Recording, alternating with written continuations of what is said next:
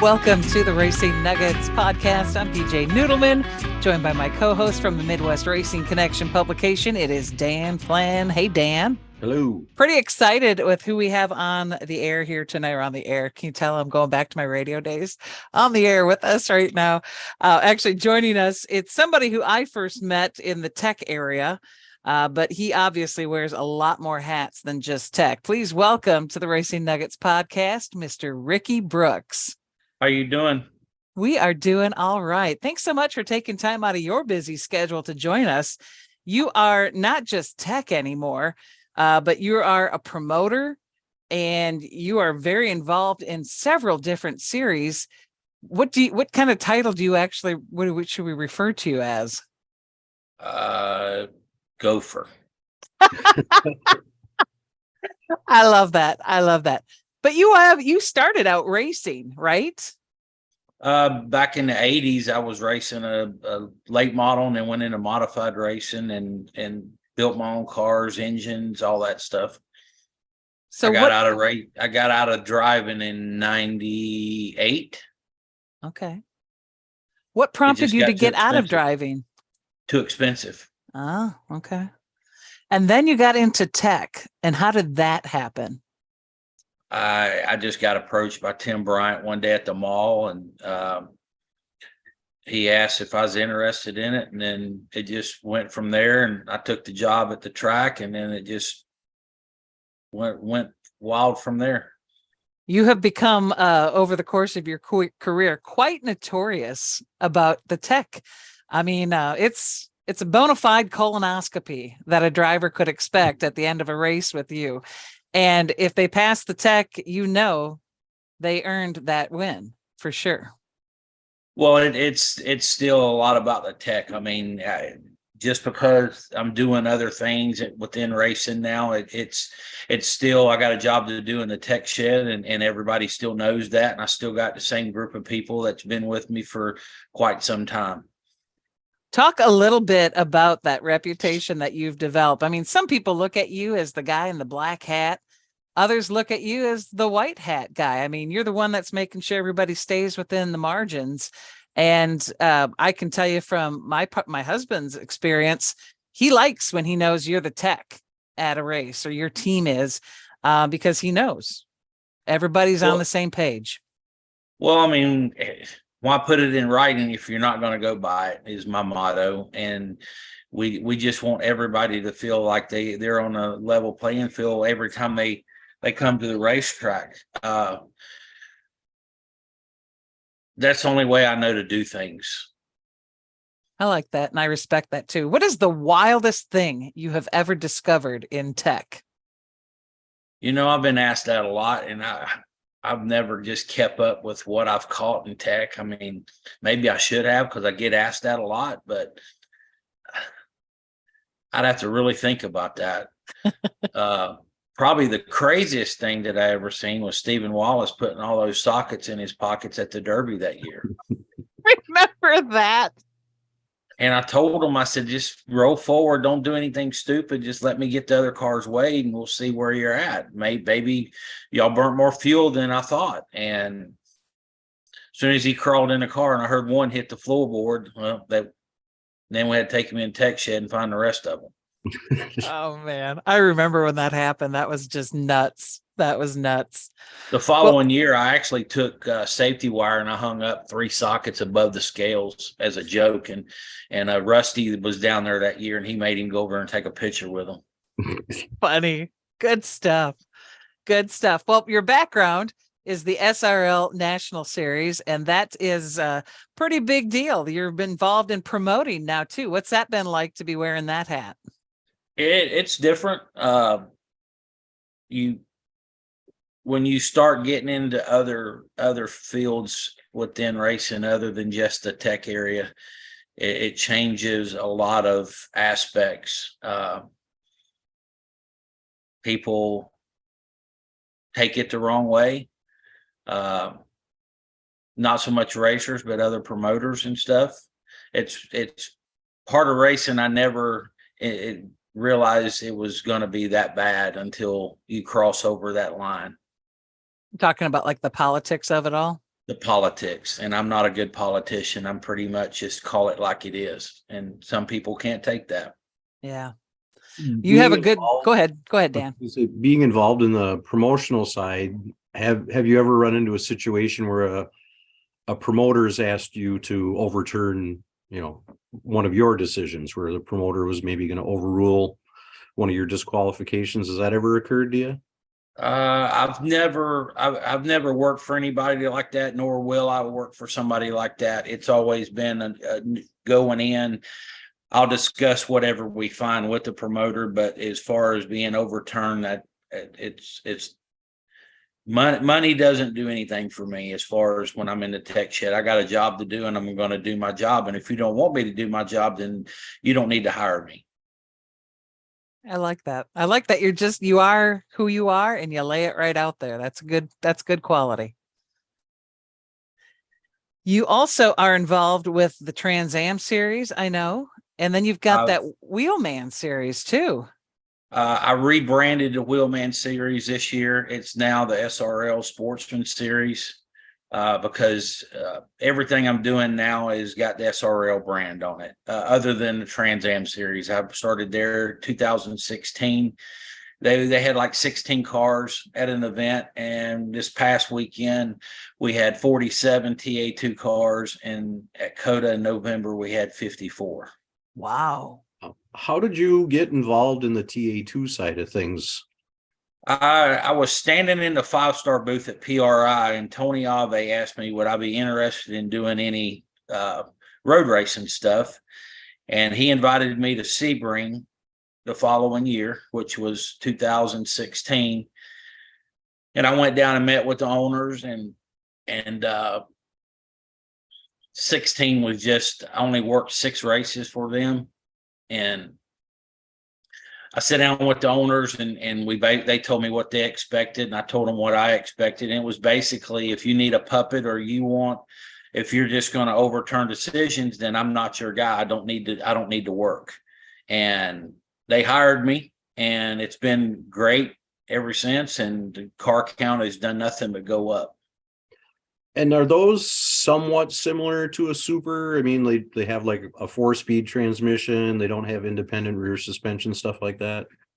It's basically what an all-pro car was back in the all-pro days. The perimeter chassis, the chassis itself is almost identical to what that was back in the day.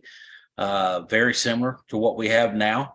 The transmissions is 4 speeds, but they're a higher end 4-speed because of the abuse the road racing puts on them. It's LS3 engines, so that was a little bit of a learning curve. It's still an engine, so it's not like it's oil and water, So it's all ECU, fuel injection. Last year I introduced a carburetor back into the equation.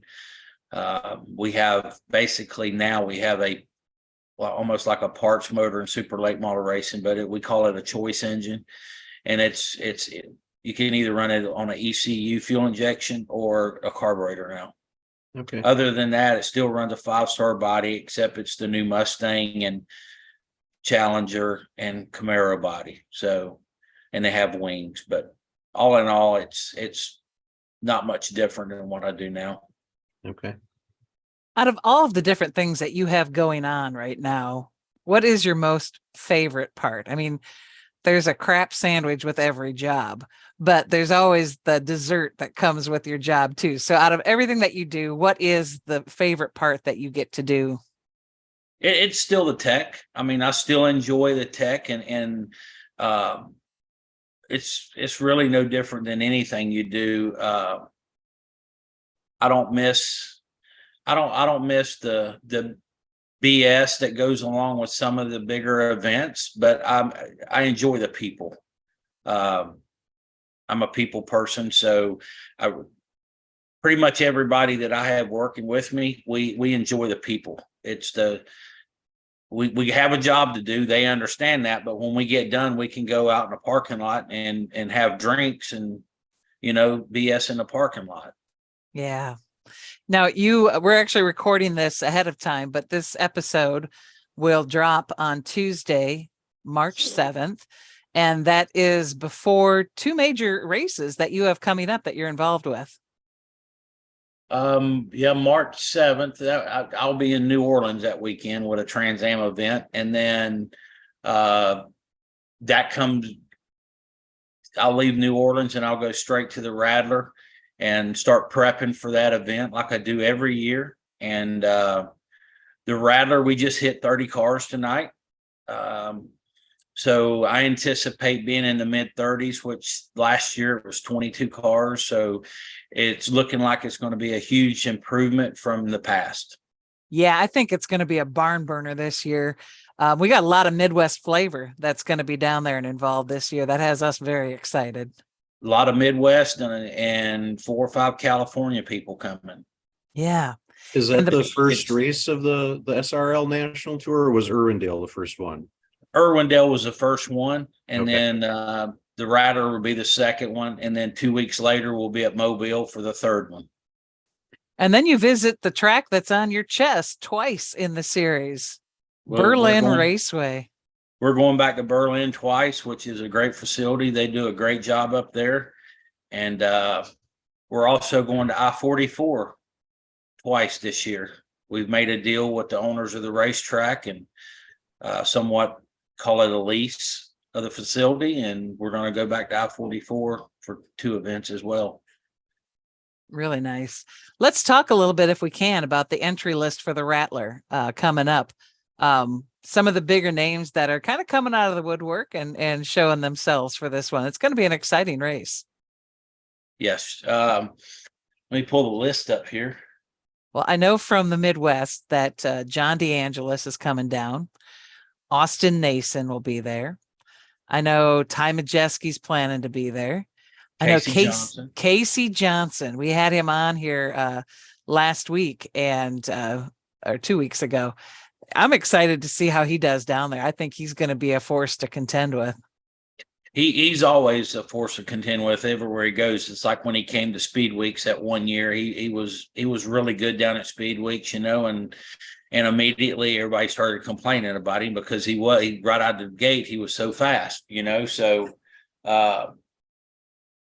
it's going to be good though. Did you mention Johnny Sauter? I did not. I was waiting for you to share that. Yeah, he's supposed to be coming as well. And then from the West Coast, we got Jeremy Doss, Blaine Rocha. I'm hearing that Gomes may be coming, but that's not confirmed yet. I'm only telling you the ones that I got paid entries on. We had one from California, but he had to pull out for other reasons. So we're lost him, Jace Hansen, but we still got a strong entry list. You do, and the purse is pretty amazing too. I mean, it's $25,000 to win. Yeah, we worked on the purse pretty hard with John Dykes, and we think we got the purse where everybody will be really happy with it. Be the first time on American Racers. We did a tire test down there, and the tire test went great. I think all the racers are going to be really surprised on how well that tire does. I know Toby and Ty's run on it down at 417, but the tire holds up, it lasts, it repeats. For the first time, it's going to be an 8-tire race instead of a 10-tire race. The tires is $700 a set, so that's something people are going to really like. So you can actually make the Rattler this year and pay your tire bill. Nice. Talk a little bit more about those cost-saving measures. I mean, as a former racer, that's always been forefront for you about saving money for the racer in realistic ways. Well, I mean, if we don't start saving the racer some money, I mean, everybody has to make money to stay in business or anything else. But if we don't start saving the racer some money when we can, I know there's hard costs that you're never going to do. But if we don't start looking in that direction, we're all going to be looking for a job because we're not going to have as many racers. Yeah. Talk a little bit about the practice too, because sometimes that becomes an issue too. When you've got several days of practice before a race, that can also add substantial cost to a team too. Well, some people say the Rattler's too long. It's 4 days, but the Thursday is an optional test day. You don't have to be there. You get enough practice Friday and Saturday. The racetrack needs that income to be able to put the show on. So that's why we have that Thursday practice. The locals practice on Wednesday night there. So the racetrack has to do what they have to do to survive. So, but if you want to show up on Thursday and just get what testing you can in, you're not forced to go out and practice till you burn the car down. Like I said, on Friday, we'll open up and we do pre-tech by appointments. So you're not going to lose any practice on Friday. So you get ample practice. And then Saturday as well, you'll get enough practice I don't think you'll see people practicing as much, especially on this tire, because it does repeat and they'll see that right out of the gate. Where in the past they've had to chase the tires per se. Yeah. Were you was that looked at as controversial to go with American Racer, or were you like really excited to go that route? I've heard good things about the tire. You said, am I excited to go that route? Yeah. I'm really excited to go that route. Yeah. In the South, we have a perceived problem with tires, and I think this is going to change people's outlook on that. And American Racer is going to be the tire for the entire series, yes? Well, we run American Racer at Citrus, Mobile, and the Rattler. And then Berlin will be on Hoosiers because they're a Hoosier track. Gotcha. And I-44 is not 100% yet. Okay. All right. You mentioned earlier too, pre-tech by appointment. How does that work? We basically take the entry list. If you entered first, that's the way you'll get teched. I basically take the whole entry list and then I'll spread it out in between when they're on the racetrack practicing, and then the pros will be being teched while the supers are on the track. We allot 5 minutes per car. So you're basically only in tech for 5 minutes instead of sitting in line like we used to do for an hour and a half.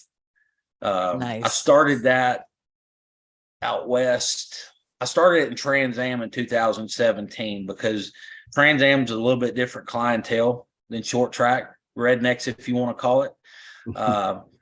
So because when I went into Trans Am, that's what everybody told me. You're not going to be able to get these guys to sit in line like you do at a short track. So I started the appointment there, and then I took it into the Southwest Tour out west. And in the beginning, people bucked me on it. They didn't like it just because it's something new. But as soon as they were at their trailer in the air condition for an hour and a half versus out in the heat for an hour and a half, now everybody loves it. So ever since we've started it, we've continued with it. I like that you're innovating that way and kind of taking some learnings from that Trans Am series and bringing them into the SRL series too. Are there any other things that you've kind of transferred over to give it a go? I mean, we do tech by appointments, and then when qualifying tech starts, everybody's got to be done working on a car, so everybody has the same opportunity to get their car prepared. And then you'll come to tech in a certain order. We'll go get you. So we don't have to have somebody lining cars up after the fact. So pretty much everything's done in a controlled, organized way. And I think that's one thing that we've gotten real good about is educating people, sending out emails or posting stuff on a website to where when you get to the racetrack, you pretty much know what you have to do other than going to the bathroom and eating. It's all laid out for you. And that's why drivers meetings, they go pretty good without very few questions because we educate people when they get there. And racers will go somewhere else and then they'll go somewhere where it's not organized. Then they really appreciate it when they come back and race with you. That's nice. That's nice. So obviously Irwindale is already in the books, but what are you most looking forward to the rest of this season with your series? Just looking for good events, organized events, all the people we meet and become friends with, that kind of stuff. I mean, that's what it's about. It's whether you're an official or a racer, you're not going to keep going and doing something if you're not having a good time. There's truth. It's just like with the Rattler. We've thanks to Mitch Smith, we got a band for Saturday night after the races. So about 9 o'clock, we got a band that'll start playing, and that's one thing that I've only been to Oktoberfest one time, and Oktoberfest is really just a big party. And everybody has a good time, whether you're in the pits or in the parking lot. I think some of the people go to Oktoberfest and never go inside the racetrack. I know. Can confirm that there's several people that camp by me that I don't think they ever leave the campground. They're just and there's nothing wrong with that. There's people that goes to Snowball Derby and never goes in the racetrack. Yeah. And you need all of those people to make everything work. And I think that's what a lot of organizations, I won't call any names, but they've taken all that out of the sport.